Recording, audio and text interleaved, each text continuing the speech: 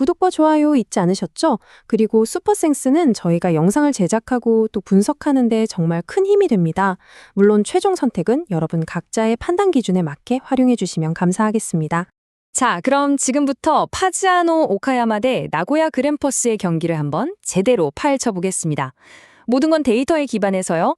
그럼 양 팀의 스쿼드 분석부터 시작해서 결장자, 전술, 그리고 골키퍼 데이터까지 차근차근 짚어볼 거고요. 마지막엔 시장 예측과 최종 결론까지 내보겠습니다. 먼저 가장 기본이 되는 양 팀의 스쿼드 상황부터 확인해 보시죠. 일단 두 팀 다 3-4-2 포메이션을 즐겨 써서 겉으로 보기엔 되게 비슷해 보여요.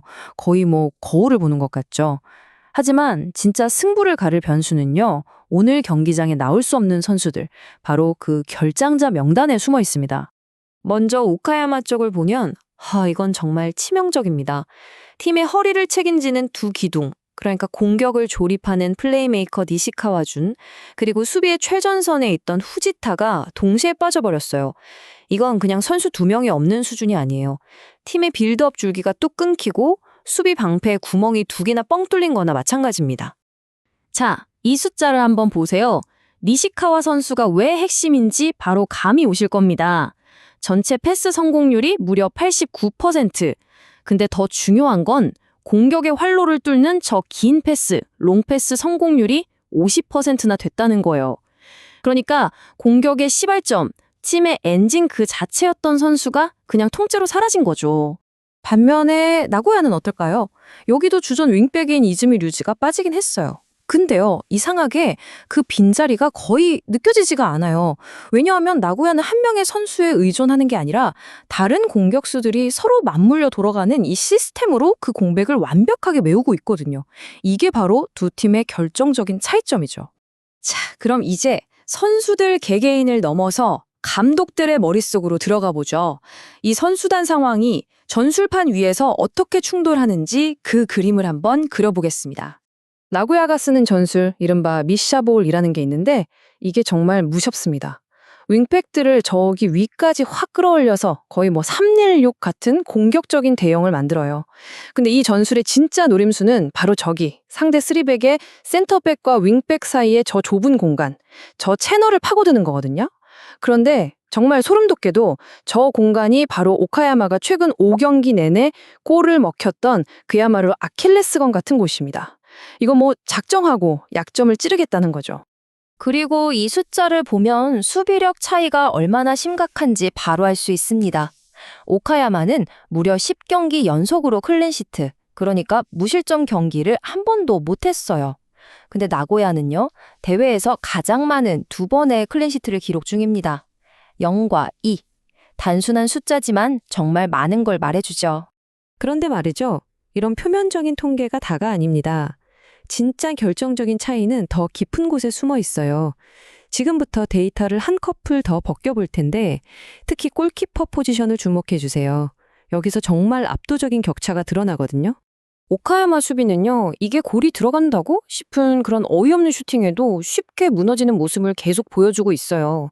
이건 기술적인 문제라기보다는 경기 막판으로 갈수록 선수들의 집중력이 그냥 와르르 무너져 내리고 있다는 명백한 신호입니다. 자, 그리고 이게 아마 오늘 분석에서 가장 충격적인 데이터일 겁니다. 오카야마 골키퍼 하마다 타로 선수의 실점 방지 기대값인데요. 숫자가 무려 마이너스 1.1입니다. 이게 무슨 뜻이냐면요. 아주 쉽게 말해서 평범한 골키퍼였다면 충분히 막았을 공으로 1.1골을 더 먹혔다는 거예요. 이건 팀의 득점이 아니라 실점을 안겨주는 골키퍼라는 뜻이죠. 정말 치명적입니다. 근데 상대팀 골키퍼는요, 나고야의 베테랑 다니엘 슈미트인데 선방률이 100%입니다. 100%요. 단 한 골도 허용하지 않았다는 거죠. 한쪽은 75%, 다른 쪽은 100%, 승패를 가르는 가장 중요한 자리에서 이건 완벽한 미스매치라고밖에는 설명이 안 되네요.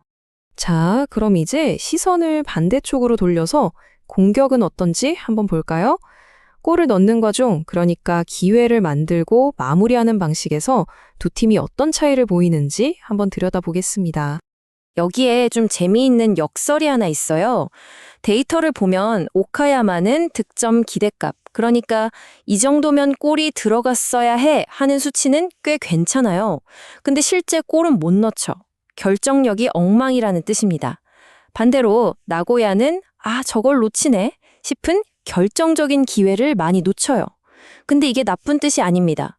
오히려 그만큼 상대 수비를 완전히 박살내고 골문 바로 앞까지 가는 그런 완벽한 찬스를 계속해서 만들어내고 있다는 아주 강력한 증거가 되는 거죠. 그럼 승부의 추가 기운은 결정적인 시간대, 그 데스 타임은 언제일까요? 바로 이 타임라인을 보시면 됩니다. 저기 빨갛게 빛나는 부분, 75분 이후.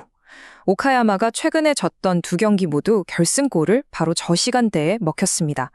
선수들 체력이 바닥나고 수비 조직력이 한계에 부딪히는 바로 그 순간이죠.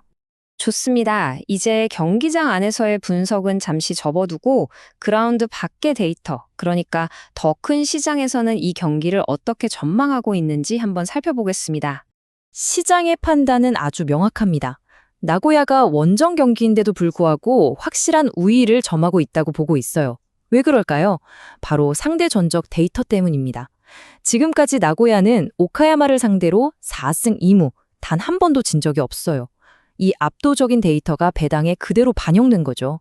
그리고 여기서 아주 흥미로운 숫자가 하나 더 있습니다. 바로 언더 2.5골에 대한 배당인데요. 1.57배.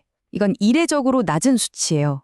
무슨 말이냐 하면 시장은 이 경기가 골이 많이 터지는 난타전이 아니라 굉장히 팽팽한 수비전 끝에 한두 골로 승부가 갈리는 그런 저득점 경기가 될 거라고 아주 강하게 확신하고 있다는 겁니다. 자, 그럼 이제 흩어져 있던 모든 데이터 조각들을 하나로 모아볼 시간입니다. 핵심 선수의 결정 문제, 두 감독의 전술적인 상성, 골키퍼의 기량이라는 결정적인 차이, 그리고 시장의 냉정한 예측까지. 이 모든 것들이 지금 하나의 결론을 향해 가리키고 있습니다. 데이터가 보여주는 가장 가능성 높은 시나리오는 바로 1대0 나고야의 신승입니다. 그리고 그 한 골은 아까 타임라인에서 봤듯이 오카야마의 수비 집중력이 바닥나는 경기 막판 15분, 바로 그 시간에 터질 확률이 아주 높다고 분석됩니다. 하지만 여기서 끝이 아닙니다.